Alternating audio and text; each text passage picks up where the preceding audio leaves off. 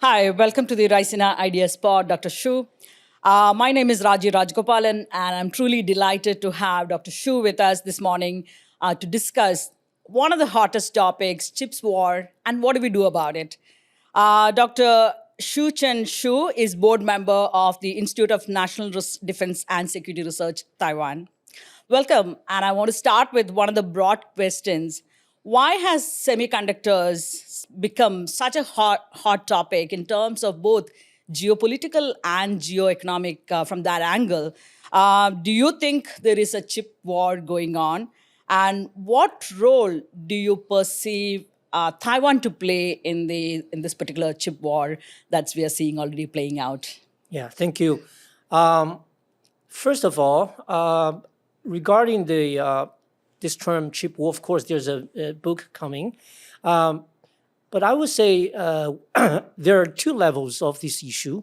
One, of course, when we talk about chip war, usually we're referring to the strategic competition between U.S. and China and its ramification on the semiconductor or other advanced technology. So that's one level.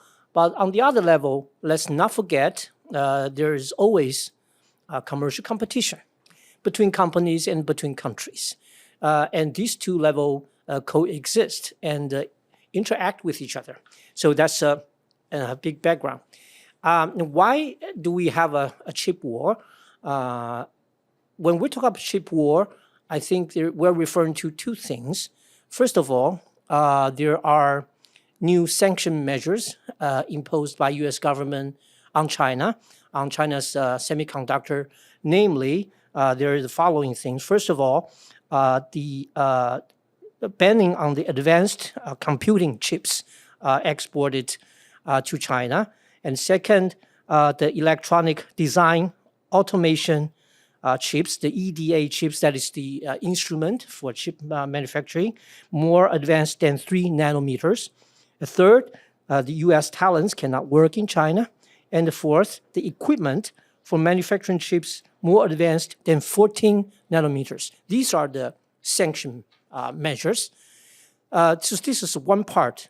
But the second part is during COVID-19, the whole world witnessed a supply chain bottleneck or shortage of supply. But that's not only resulted from China. This is a global phenomenon.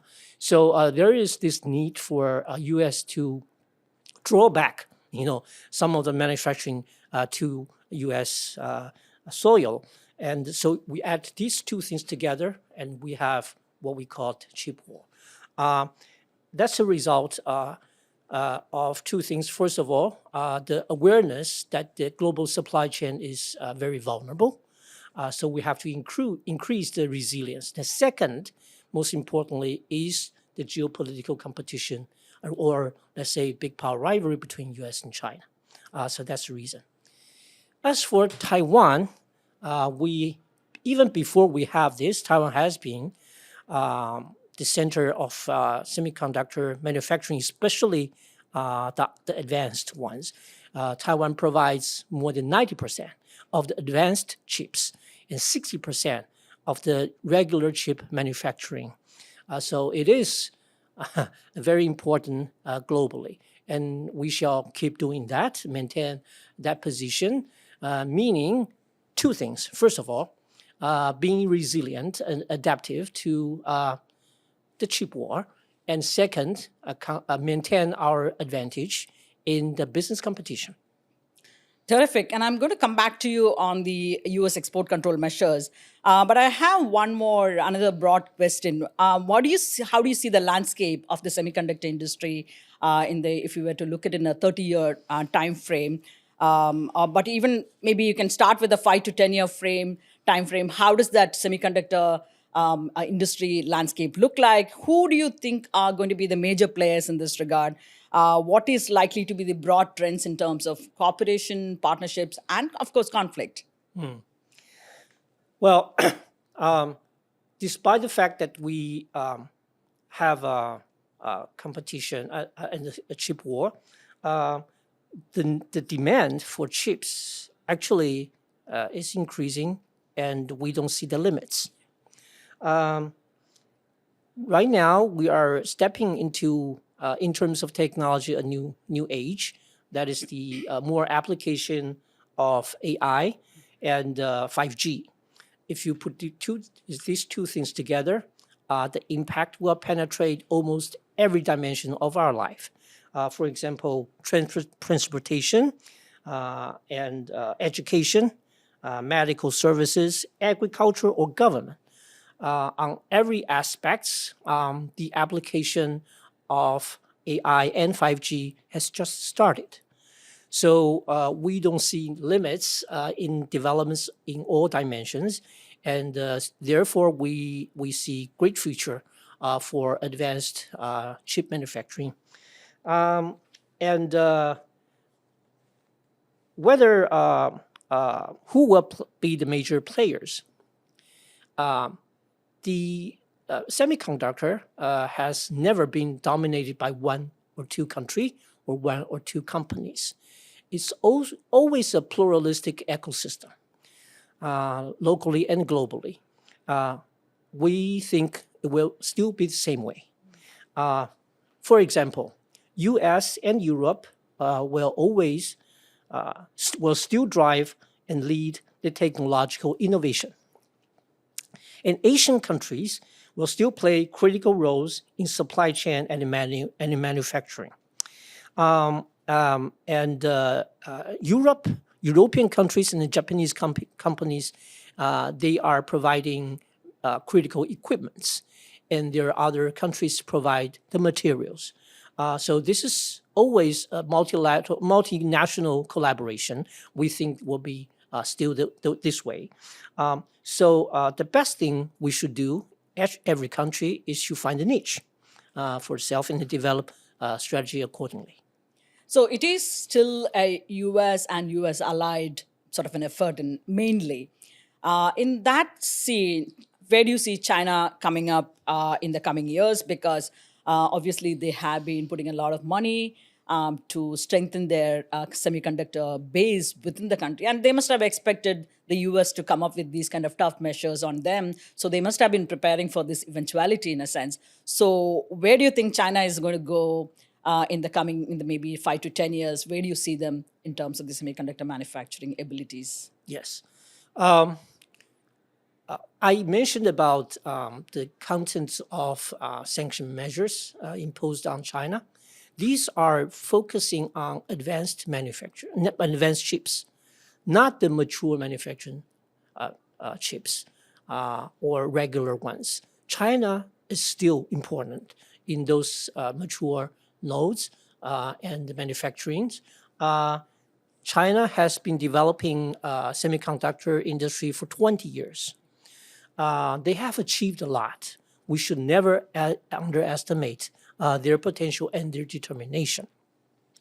Of course, the U.S. sanction to some extent will pull back and slow down China's endeavor in the advanced manufacturing.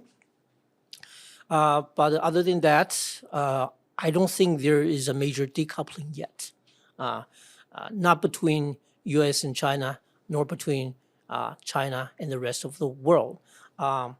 However, I must say some of the application companies like Apple or other companies, they have gradually moved the supply chain out of China, probably against the background of geopolitical risks, diversify their manufacturing to other parts of the world, including Southeast Asia, India, or even Mexico. So this is a new trend. I think China will also have to face that. I think, again, coming back to what I just said, the best strategy for every country, including China, is to find a niche in the global competition. As for the geopolitical competition with U.S., I think it's up to Chinese government to decide. Okay, one more question on China, and I will move on. So this is, of course, the U.S. has come up with some of the toughest export control regulations. But not only that, the US has also managed to get some of the allied partners, whether it is the Netherlands or Japan and others, to come up with similar restrictions placed on China in terms of export of semiconductor manufacturing equipment, tools, technology, and so on and so forth. So, how is China coping up with this? How is China weathering it out in a sense? How effective these measures at this point of time? How do you see that?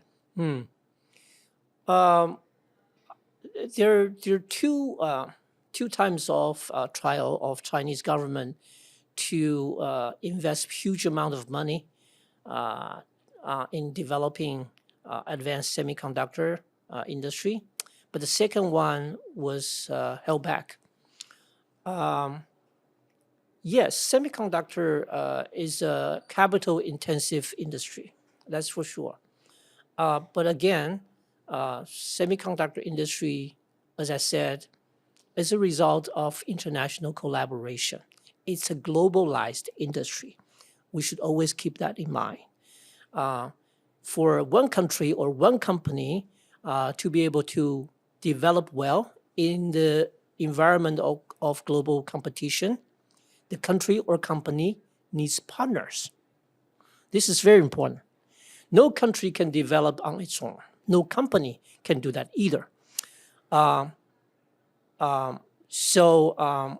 If, for example, China makes other companies or countries feel there are greater risks, naturally, the companies will move out. China, after 20 years of development, has already developed pretty good ecosystem, I must say, including other ICT manufacturing, a lot of clusters and science park and very convenient infrastructure. These are still the strengths of China. So if Chinese government is able to reduce other countries' worry about the geopolitical risks, China will still come back. Okay. Let me move to Taiwan. Taiwan is the leader in terms of the semiconductor manufacturing. So how do you see the development of Taiwan's semiconductor prowess in the next 30 years, so to say? In that time frame, how do you see Taiwan's strength, and if there are any weaknesses in this semiconductor industry for Taiwan? How does Taiwan, in fact, sustain that edge in terms of semiconductor manufacturing? Nobody else has managed to do that. So how does Taiwan maintain that particular edge and continue to do so? I must say Taiwan, yes, Taiwan is a leading play a leading role in the global semiconductor manufacturing, but we are not good in other aspects. For example, we heavily depend on U.S. and European companies for their innovation, and we depend on European companies like ASML to provide equipment, and we depend on Japan for materials. So again, we are a good partner with these global countries and companies. So that is the first strength of Taiwan. That is, we are open and reliable partner globally. This is very important. This is a precondition. And our companies are reliable partners for their customers and suppliers. And that's the first thing. The second is companies like TSMC or UMC, they're able to develop this foundry business model upon which they develop no competition relationship with their partners and suppliers and customers. Therefore, they can work with anyone. That is a very successful business model. So that's the second. The third, of course, the government, Taiwanese government, no matter which party is in rule, always identifies and values this industry and provide very staunch support. And fourth, Taiwan has developed, like China, a very comprehensive supply chain and ecosystem, including very good ICT manufacturing. The fifth is we have Taiwan's a small island. We have developed pretty good infrastructure, including water supply, a very stable electricity, science park, and transportation. And last but not the least is talent. We have very good STEM students, and our students, despite the best education they receive, they are willing to work in the semi industry. It's a hardworking environment. They are willing to work in that environment. So putting all this together, I think these are the strengths of the Taiwan in the semiconductor industry. Talking about the weakness, we are facing the same challenge, global challenge in the world. As I said, there is always competition, and South Korea is a very strong competitor, and there are other competitors too. But as I said, we have our own very unique business model. And second, this chip war, like it or not, is existential, and we have adapted to that. Terrific. Given that you talked about the strengths as well as how do you look at possible collaboration, so what are the different criteria or expectations when Taiwan looks at foreign collaboration? How do you make the case for which country, which company, which government can you work with in the area of semiconductor manufacturing? Because given your strength, I'm sure there are plenty of countries who are waiting for a partnership with Taiwan. So what are the kind of expectations and criteria that you have in mind when you look at a possible foreign collaboration? Yeah, before answering this question, of course, I have to say I'm working in the think tank and the public sector. I don't work for any company, so I cannot speak for them.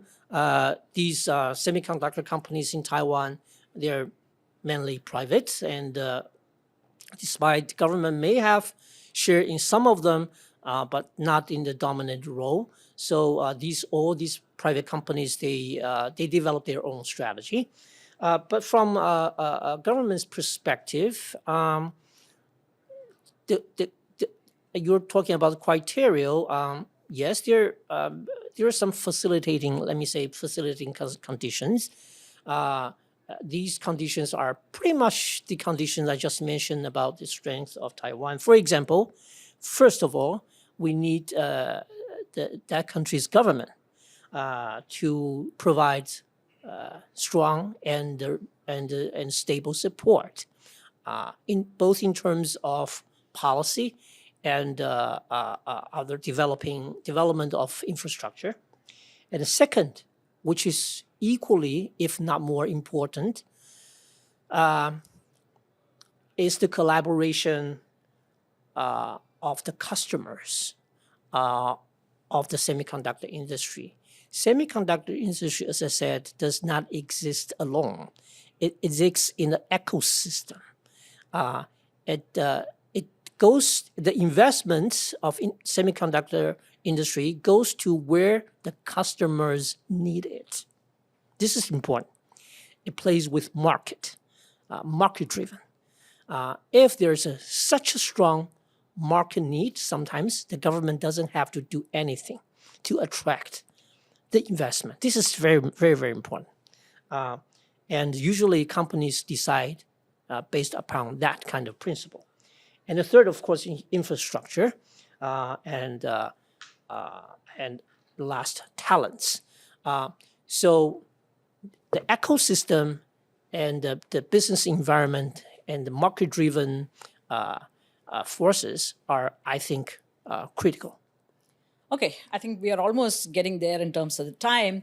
But to wrap up, I want to ask you, how does, because India has been wanting to, at least aimed in terms of gaining a fair share of the semiconductor manufacturing, becoming a part of a hub.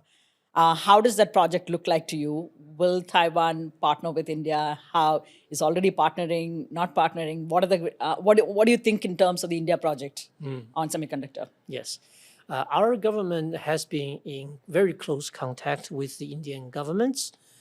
Two governments are both very zealous about the potential cooperation. So that's one the first point.